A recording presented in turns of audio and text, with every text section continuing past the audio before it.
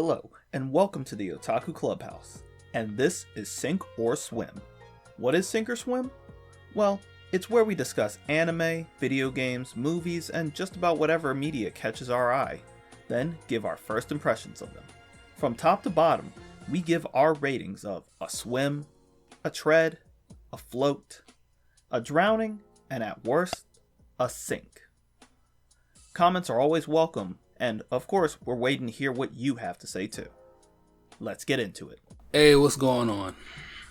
Kaiser of the Otaku Clubhouse here, back at you with another episode of Sink or Swim.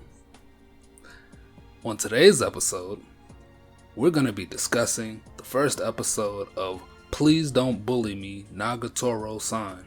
This is a slice-of-life anime following the antics of a brown, weird, bully taekwondo bitch named Nagatoro and her simp named Senpai.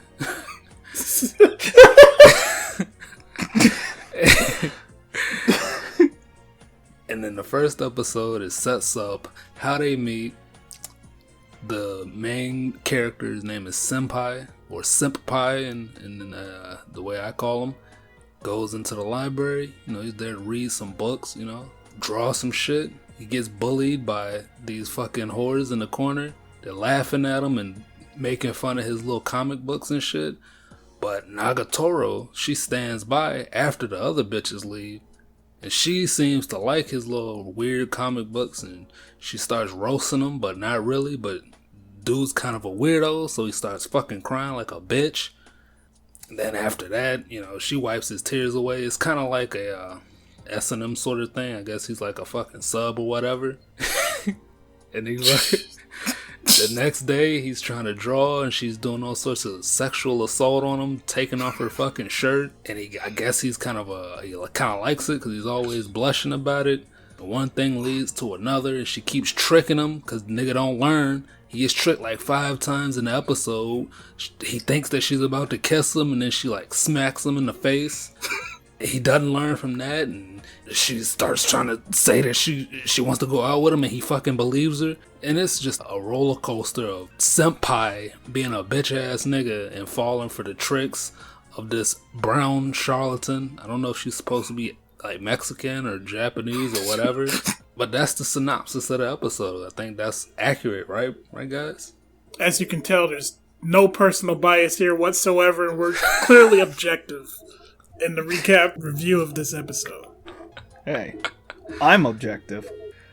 But yes, that is the synopsis as given by Hawkeiser. So let's talk about Nagatoro. Nagatoro? I always make that mistake. Nagatoro. Let's discuss Nagatoro. What'd you guys think? Hold on. What level of discussion are we talking about here? We're discussing the anime that we just watched. We're not discussing the fucking socio-political commentary that is surrounding this fucking character for some fucking reason. I don't know what's wrong with Twitter. Fucking stay off of it if you know what's good for you. We'll get to that later. I just want to discuss the fucking character that is being portrayed in this anime. Okay, so you know what I like? I like Nagatoro's voice actor. For a long time, people were hoping that this series was going to get an anime, and I know a bunch of voice actresses, like Japanese voice actresses, were putting out demos of them doing her lines from the manga. So they picked somebody good. That is Sumire Uesaka, I believe her name is. I also like the visuals. I like the art style. It's not exactly a recreation of the manga, but it's close enough. I actually wanted to say that I really like the art style too. I feel like it doesn't look nearly as cheap as Uzaki-chan did. Oh yeah, they were fucking cutting lines and putting shit on steak and saying it was sauce. Yeah, just visually, like the lighting and stuff for Nagatoro is much, much better. And the animation is much better too. I mean, it doesn't really need to be well animated for the kind of show that it is, but it's a plus. Yeah, at one point, Nagatoro demonstrates her taekwondo or kickboxing skills. I forget which one it is. And it's just like strong animated punches and kicks. But at the end, there was a little bit of, quality where her fucking leg was stretched out like fucking Dawson's standing light kick. Yeah, like, she fucking looked like fucking Dawson with her leg just stretching all the way across the screen. It was very weird. The animation company for it is actually one of the ones that worked on Tower of God, by the way. Wow, so they made something good for once. And another point for the animation is that there's a lot of, like, if you're a fan of the series or the artist, you know that he likes to do weird close-ups and creepy facial expressions, and I think they did that pretty successfully. There's one particular scene where Nagatoro is literally wiping the tears out of Senpai's eyes. It's so fucking detailed that it's creepy, dude. Like, you can see the tears absorb into the handkerchief. Jeez. Oof. But yeah, I'm just very happy, all in all, with how I feel Nagatoro actually comes off sounding. Because in my head, I always wondered what the voice actress would be able to convey with it. And with Nagatoro's character, she kind of has to not sound too much like an unlikable bitch, despite the fact that she's an unlikable bitch. Like, I don't think that any of us are going to sit here and be like, oh man, Nagatoro, I want her to fucking bully me. I don't think any of us would be bullied in that way. What do you mean? I don't know, bro. I thought you would have been all over this fucking characters. You think right Akuma wants to be bullied to the point where he's crying in public? Well, No, if anything, that's not my fucking thing. That's at all. Really, it would be the opposite. Don't start giving people bad impressions of me. I'm not that kind of guy. But no, I like Nagatoro's design. Now I'm calling her Nagotoro. Her name's fucking hard to say for me. I don't know why. My brain doesn't... It's like... It's Aao. And my brain can't get that for some reason. Nagatoro. My brain can't do that easily. I don't know what's going on with that. I'll have to fix that. Anyway, there's just... If you don't know what Nagatoro is, based off of a visual novel from, like... I don't even know. Early 2000s, right? 2012, like early 2010s, like early 2000s was a long ass time ago. Yeah. It's based off of that, and the main draw of it was the fact that the main character was getting bullied by a cute girl who at the time was drawn as a tanned Japanese girl. The reason that stood out, not just for the fact that it's also the creator's clear fetish, was the fact that it was a bullying thing before people started really getting into, like, the obsessive, pushy, over-the-top type girl. Meanwhile, in America, we had the Manic Pixie Dream Girl, who was the type of girl who would come up to you and whisk you away to a better life and take you to go to the fucking roller disco, fucking Zooey Deschanel and shit. You know who predates Nagatoro? Who? Helga Pataki. Might be onto something there. Bro, you capping. This is actually a good time for me to put this up on screen. The list of tsundere to bully.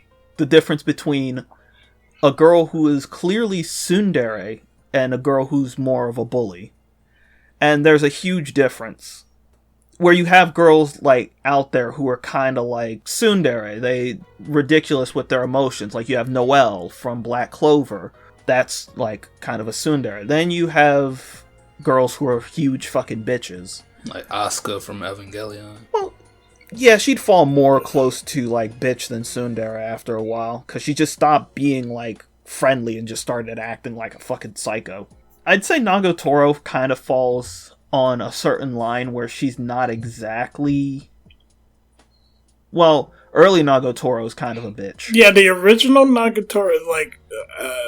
actually, I'm glad you brought that up, because, like, I recently was looking into that for a related project, and actually the senpai has no dialogue whatsoever, so you're supposed to infer that as you being literally self-inserted into having this conversation with Nagatoro, and she's like, "Oh, you fucking maggot, you fucking wimp, blah blah blah blah blah," and it's just like she goes like super hard in it, like, "You fucking pig, disgusting, smelly, fucking waste of life," and it's like, obviously that shit got toned down in the manga and in the anime, because now she's just saying, "Oh, you're not brave like the manga character you're drawing, senpai." Well, clearly a lot of it got toned down in the transition between the manga and any other subsequent appearance for Nagatoro, because it's a very specific thing that you would be into if you like this. Like, let's be honest, you have to be one of those people who really just likes getting your fucking balls stepped on. Like, there's nothing else that you can really have coming out of that. Or maybe you're just trying to ease your way into the CBT fandom. The CBT, you're trying to branch off, you're trying to build up your stats so that you can get into it. But since we brought up torture, let's talk about the one since we brought up CBT, let's bring up the one thing that seems to be busting everybody's balls, which is the localization choice that some people are freaking out about on Twitter. It's at some point Nagatoro says, "Man, senpai, you're acting sus like Among Us, right?" And this apparently caused a controversy. There's always a controversy. There's been the controversies in... I use this with very, very big air quotes. Controversy with a lot of anime as of late. And most of it comes down to the fact that... people have been sitting in their houses for fucking forever and they have nothing better to do with their fucking lives but complain on Twitter. Let's be honest. But the controversy I'm looking forward to is everybody saying that Nagatoro is doing blackface, and also she's too young for you to be looking at sexually, and also that this is promoting bullying, and I don't know. I don't care. I don't understand how anybody could complain about Nagatoro's skin tone, because, number one, the creator of Nagatoro, Nanashi, is doing that because he likes fucking brown girls. That's his thing. That's one of his things. And, like, she's tanned. She's not black. She's not fucking wearing makeup. She's ethnically Japanese, but she's been out in the sun for too long. Yes, she's a part of the swim team, so she tanned. That's the whole thing. Did nobody hear... I'm gonna say did nobody hear, but of course, fucking none of the fucking anime fans who are watching this watched it. Have they never seen fucking Peach Girl? That was a part of the storyline. The girl was tan. Peach Girl. Don't worry about it. Don't worry about it. Anyway. Okay. Let's move on from the incoming Twitter wave. And what did you guys think about the opening that played at the end of the episode? I thought it was pretty cool. I liked the song, but I didn't like how the opening was just like a bunch of clips from the first episode. They weren't all from the first episode. It was a lot of it was. I assume that it's because the opening hasn't been finished yet. That happened with a few animes from a couple of seasons ago. I can't remember which one specifically, but there was an anime in the last few seasons that didn't have the opening finished until maybe like episode 4, which is very weird, but I'd rather have that than have the animation and the art for the actual in-story animation be bad. I thought the song was good, and maybe it's just after the fact that we had to suffer through the opening and the ending theme of Shaman King 2021 that I'm just appreciating Sumire sounding very good. She sounds very good singing. Then again, I've always thought she was a good singer. Yeah, well, there's not much else to say about this episode, so let's just go straight into our ratings. Kaiser, what do you give this? My personal feelings about the main character being a bitch-ass nigga aside, it's an interesting show. It's cool comedy. It's decently animated. I don't have anything really bad to say about it aside from the fact that I don't like the main character and I don't like Nagatoro. I think she's obnoxious and he's just like a bitch, and I don't like bitch-ass main characters. I'll watch it if the homies are watching it, so it's gonna be a floater. Alright, I will personally give this a swim. There's nothing offensive about this to me. I only had good things to say about it. Next episode, they could throw in like a fucking Joe Biden likes eating ice cream meme in the localization. I'm sure that will be fine. But other than that, there's nothing that the anime itself did. So, yeah, swim. I'm going to give it a swim. I enjoy the Nagatoro stuff, despite the fact that it can be grating to a lot of people. And I'm never going to be the one to say that if you don't really get what's going on here, then there's something off about you. This is a very, very niche thing. You either have to be able to tolerate Nagatoro or be totally into what's going on with the character. Aside from that, like I said, the animation is better than Uzaki-chan. The music is good. And so far I have no real complaints in terms of the actual production of the anime. So yeah, a swim. Well, there you have it. This was the Sink or Swim for Please Don't Bully Me, Nagatoro-san, and we'll see you in the next episode. Like, subscribe, share, comment.